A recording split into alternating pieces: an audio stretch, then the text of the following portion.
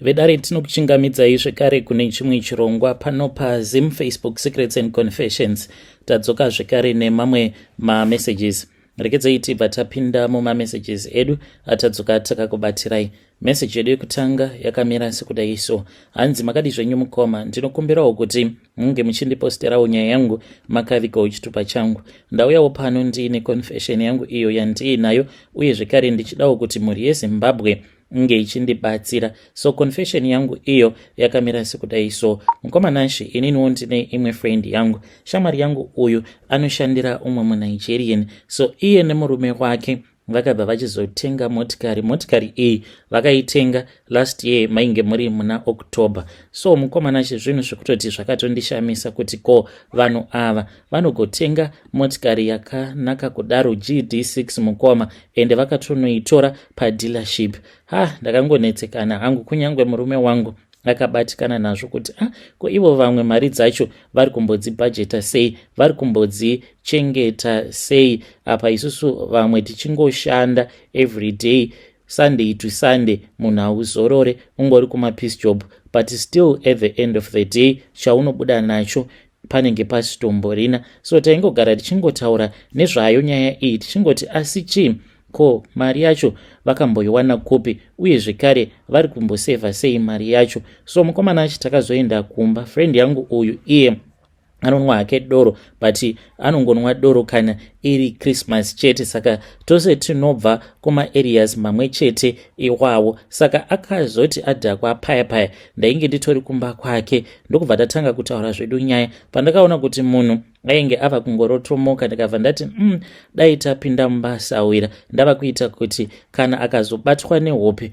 ndobva ndazomusiya ndobva ndaenda hangu kumba kwangu. Inini hangu doro handinwi zvekudaro, like musi wacho iwoyo ndainge ndichitonzwa nyongo, ndikati handingambonwi doro nekuti ndinozotorwara worse, because ndakasvika kumba ndokubva ndatanga kudya mengo, ndakaita zekuvhundukira because ndainge ndagarisa ndisina kudzidya. So mukomanashi akabva achizoti kwandiri, uri kuda kuziva here the reason as to why takakwanisa kuzonotenga GD6? Ndikati makaitenga nemari? Akabva ati takaitenga 220, even though ichiri kuita sekunge inyowani, but munhu akatitengesera ndiye muridzi wepo padealership ipapo, ameno hanzi ainge aine dzaainge achida kumhanyisa. Saka muNigerian uyo wandinoshandira iye ndiye akabva ati ko paya handiti wakati murume wako ari kuda kutenga motikari here? Pane umwe bhururu wangu ari kutengesa motikari yake. Tikaenda tikanoiona, tikaona chokwadi kuti motikari yakanaka, ndokubva taitenga cash.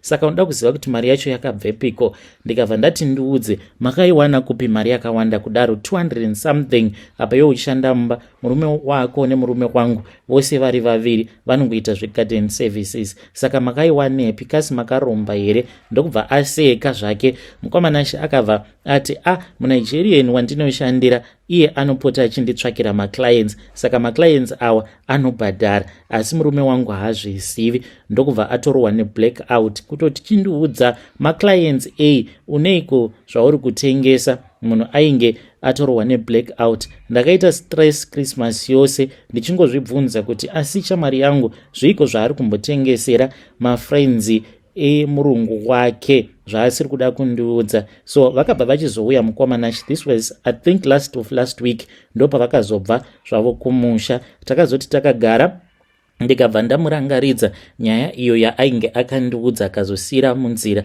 mushure mekunge azorohwa neblackout. Akabva anditi promise me kana ndikakuudza hauzoudzi murume wako. So mukomanashi iye akabva andiudza kuti one day she got approached by murungu wake. Murungu wacho akabva ati ndine vamwe vanhu vangu avo vakabva kuNigeria, saka ivo vanga vachida kumbospenda time newe, ameno kuti zvinoita here? Uye kana kuri kunzi zvinoita, murume wako wotungomuudza kuti inini panapa handipo, saka wava kutomboita stay in, vange vachizombospenda time newe. Ininiwo vachandipauka commission, newewe ondipauka commission ngekuti ndinenge ndakutsvakira mbinga.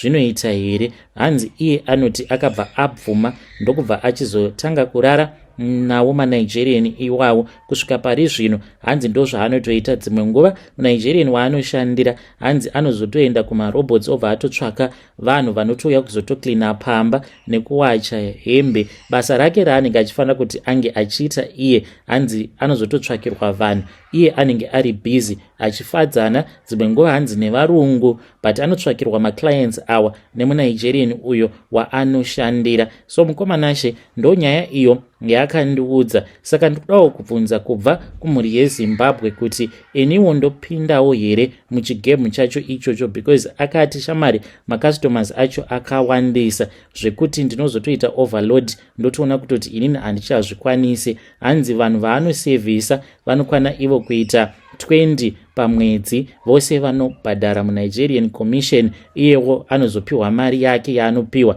Mushure mekunge apiwa mari iyoyo, then anobva achizobhadhara zvekare muNigerian uyu commission yake. Saka ndauyawo pano ndikudawo advice. Zvinhu zvaari kuita zviri kurakidza kuti zvine mari, because kubva paakatanga kuita zvinhu izvi akabva achizotobatsirawo murume wake kuunganidza mari. Vari kufamba nemotikari yakanaka kwazvo mukomanashe.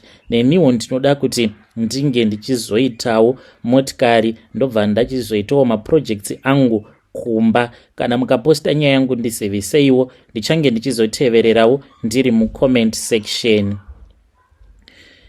Hey, vedare ndo message iyo yandakatumidzirwa ichibva kuna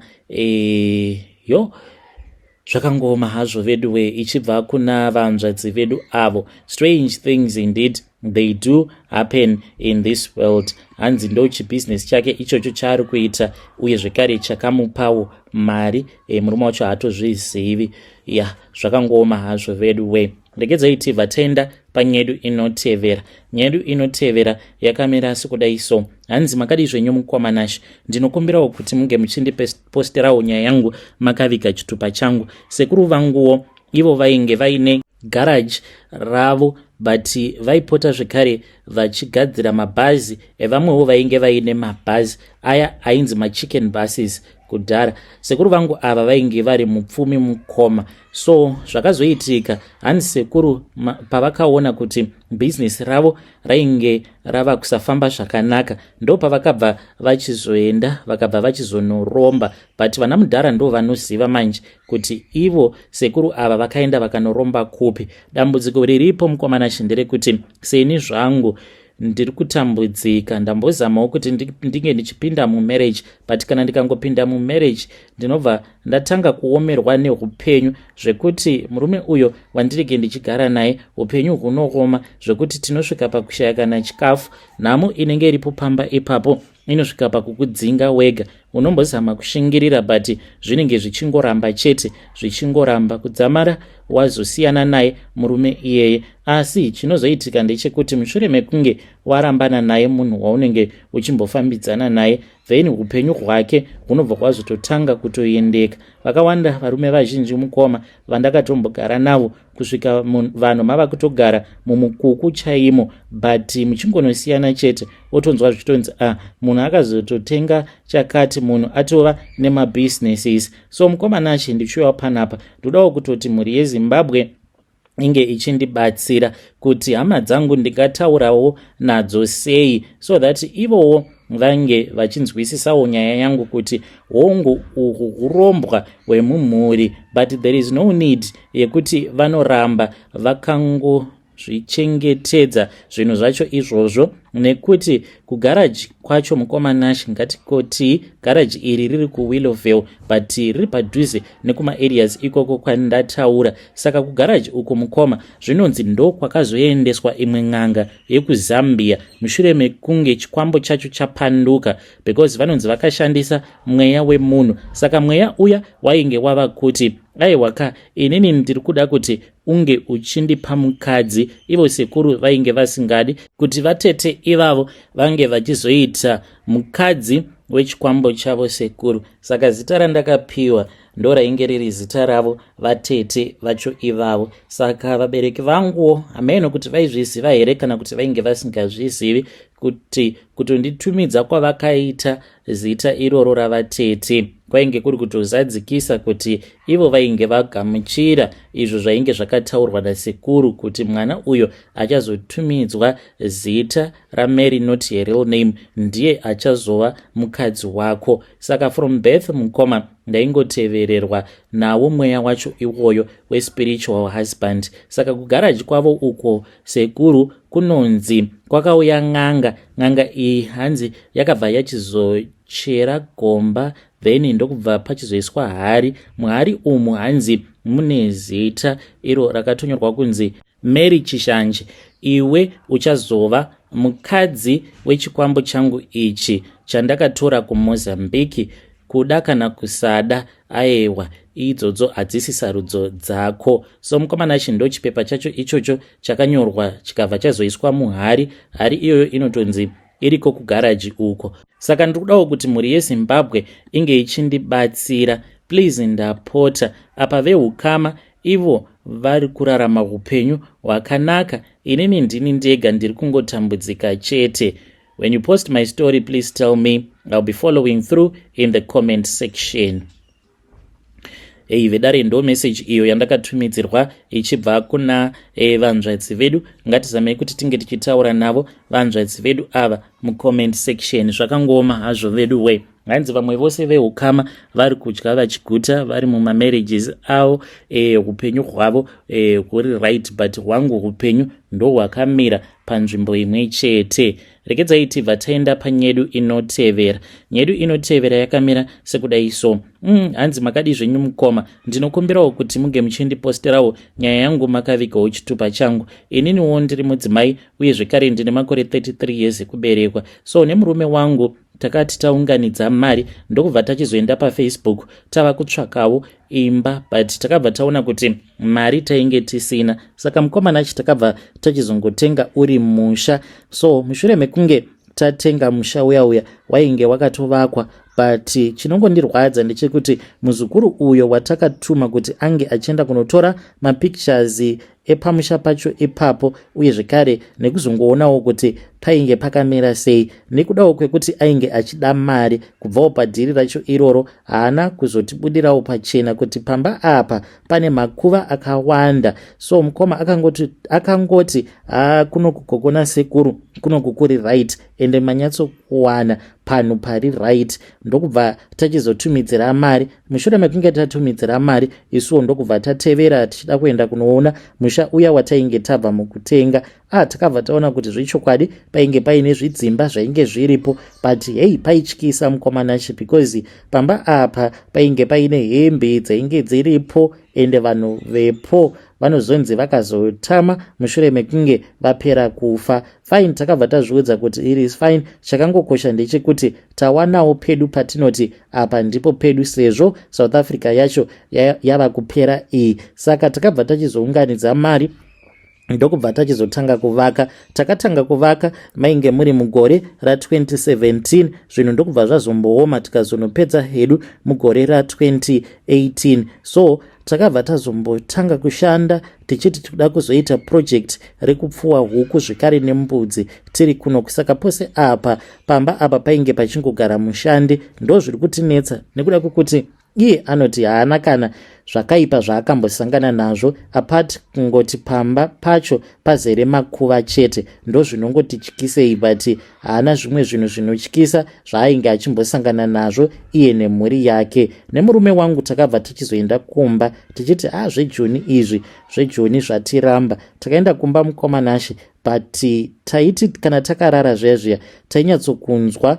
continuous knocking every day. Waiti kana ukatarisa foni yako uchitarisa nguva obva watoona kuti dzinenge dzichiti 3:12 midnight ndo paiuya munhu obva anoka. Saka takafungidzira kuti zvimwe kuda dzainge dziri mbavha here kana kuti maybe vana vemuraini. Ndokubva taenda tikabva tanoudza sabhuku. Mukomanashi iye akabva ati aiwa hainetse, inini handina wandichaudza. Zvatichaita ndezvekuti tichambozama kuseta trap. Kana mukangonzwa munhu achinoka imi mumobva mandiudza, ndobva ndauya nevakomana. Tikabva taita saizvozvo mukoma. Murume wangu akarindira usiku hwose dzakazoti dzava kuma11:30 ndokubva azondimutsa mukoma. Takamirira nguva kusvika dzakwana, dzakati dzichingonoti 12:03 tikabva tatonzwa gogogoi gogogoi odi odi, ndokubva munhu uya ati zii. Saka murume wangu akabva atosendera sabhuku vaya message apa vainge vatori online. Mukoma vakauya nevamwe vakomana vemuvillage kutoti munhu wacho aripi. Vakafungidzira kuti zvimwe kuda tainge tichivanyepera mukoma. Kusvika pari zvinozvi pamba apa isusu tinoti kana tiripo tinotonzwa munhu anotoya obva atonoka, and anofamba achinoka madhoo ose. Izvi zvinoitika at the same time. Anongonoka mukoma dhoo rekukicheni rekumabedroom at the same time. Anoti kana akanoka obva ati odi odi, then munhu uya anobva atongonyangarika. So ini handichazivi kuti ndingaitawo sei. Apa murume wangu ari kuramba kutengesa stand iyi, iye ari kuti maybe ndezve kwakewo zvisingadiwo chakanaka, nekuti anoti maybe kana ndikangogara ndatengesa stand iyi then it means kuti handizombofi ndakaita musha zvekare, because anongotiwo mukukura kwake aigara achingotukwa nevamwe vehukama kuti iwewe uchafa usina musha. So hatichazivi mukomanashi kuti zvose zviri kuitika apa kuroiwa here kana kuti zvipoko zvepamba pacho ipapapa. Kana mukaposta nyaya yangu ndizivisei, ndichange ndichizotevererawo ndiri mucomment section. Vedare ndo message iyo yandakatumidzirwa ichibva kuna vanzvadzi vedu avo. Ngatizamei kuti tinge tichitaura navo vanzvadzi vedu ava mucomment section. What are the disadvantages kutenga musha but pamba ipapo patori nemakuva? Hanzi hembe dzacho dziripo pamba apa, vanhu vacho vanotoita sekunge vakatongotiza, vakangoita zvokungomuka vanhu ndokubva vatongotiza musha because vainge vapera kufa. Zvakangooma hazvo veduwe. Will you buy such a house? Kana kuti kwete. Hanzi muzukuru ndiye asina kuda kutibudira pachena, dai takaziva tisina kana kumbogara tabhadhara. Zvakangooma hazvo veduwe. Nyaya idzi dzekuti unotenga wotenga stand uri kunze kwenyika, stand yaunenge usina kumboona nemaziso ako, uchingoita kungoonerawo pafoni, zvinoti netsei. Let us talk about that in the comment section.